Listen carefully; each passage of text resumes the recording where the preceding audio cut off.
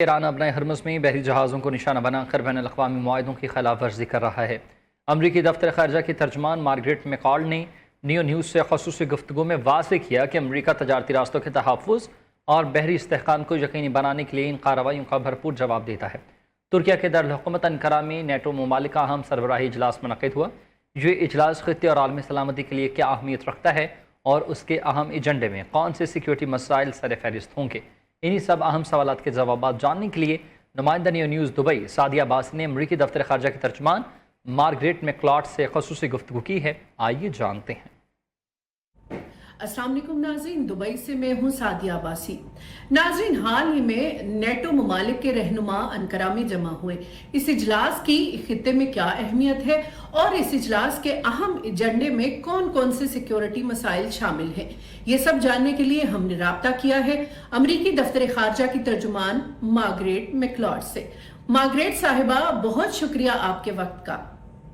اچھا، جیسا کہ صدر ٹرمپ نے بھی کہا ہے کہ نیٹو ممالک کو اپنی سلامتی کے حوالے سے مزید ذمہ داری اٹھانی چاہیے، آپ سمجھتی ہیں کہ کیا نیٹو اس بات پر راضی ہو جائے گا مزید دفاعی اخراجات میں اضافے کے لیے، اور کیا یورپی اتحادیوں اور امریکہ کے دفاعی پالیسی کے حوالے سے اختلافات کم ہوئے ہیں؟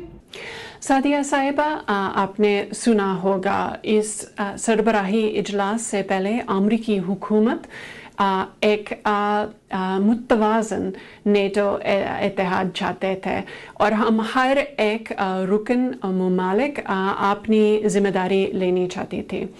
آپ نے دیکھا ہوگا انقرہ کے مشترکہ اعلان میں کہ سب سے مکھیہ نقطہ اتحاد، اس کا پہلا نمبر پیراگراف میں آپ دیکھ رہے ہیں کہ ہر ایک رکن ممالک واشنگٹن سندھی، واشنگٹن ٹریٹی جو نیٹو کے بنیاد ہے، اس کا 5 نمبر آرٹیکل دہرایا۔ اس کا مطلب یہ ہے کہ ایک پر حملہ کا مطلب سبھی پر حملہ۔ نیٹو نہ صرف اپنی بنیادی اعلان بلکہ آج کل کے دنیا کے صورتحال کا ذکر بھی کیا، جن میں سے یوکرین اور ایران بھی ہے۔ اس کے علاوہ ہم ہمارے فوجی صنعت کے سرمایہ کاری کے بارے میں بھی بات کی۔ اچھا مارگریٹ صاحبہ، یہ فرمائیے کہ یوکرین جنگ کے تناظر میں نیٹو کے اگلے عملی اقدامات کیا ہو سکتے ہیں؟ جی، ہمارے مشترکہ اعلان میں آپ دیکھیں گے کہ یوکرین ہمارے ٹرانس اٹلانٹک سلامتی میں ایک حصہ ہے اور نیٹو کے اتحادیوں نے دہرایا کہ وہ یوکرین کا سہارا کر رہیں گے، اور اس پوائنٹ پر بھی ذکر ہوا کہ یوکرین کا سہارا زیادہ تر یورپی ممالک اور کینیڈا کی طرف سے ہے۔ میں آپ سے یہ ضرور پوچھنا چاہوں گی کہ چین کے بڑھتے ہوئے عالمی اثر و رسوخ کے تناظر میں نیٹو کی حکمت عملی میں کیا تبدیلی آ رہی ہے؟ اس سال چین کا ذکر نہیں تھا نیٹو کے سربراہی اجلاس کے اعلان میں۔ ہم بات کرتے ہیں امریکہ ایران امن معاہدے کی۔ دونوں ممالک کے درمیان حالیہ حملوں کے بعد کشیدگی بڑھ چکی ہے۔ ایسی صورتحال میں امن مذاکرات میں کامیابی کی کیا ضمانت ہے؟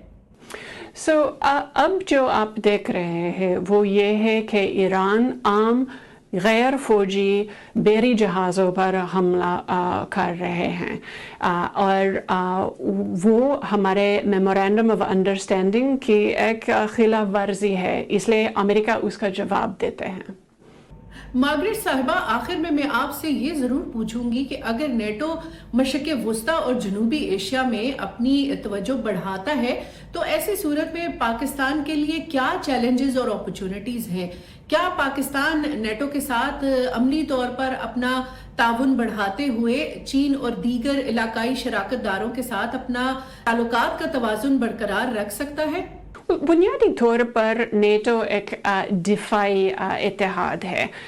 हम यूरोपीय ममालिक और अमेरिका, कनाडा, नॉर्थ अमेरिका के ट्रांस अटलांटिक ममालिक के सलामती के बारे में हमारे फोकियत रखते हैं। हमारी उम्मीद है कि पूरी दुनिया समझते हैं कि हमारे मकसद दिफाई है और हम समझते हैं कि नेटो की ताकत ही दरअसल अमन की ज़मानत है और हम इसलिए हमारे फ़ौजी सनत और हमारे फ़ौजियों में सरमायाकारी कर रहे हैं। मार्गरेट साहिबा, बहुत शुक्रिया आपके वक्त का। नाज़रीन, दुबई से अपनी मेज़बान सादिया अब्बासी को इजाज़त दीजिए। अल्लाह ने के मान।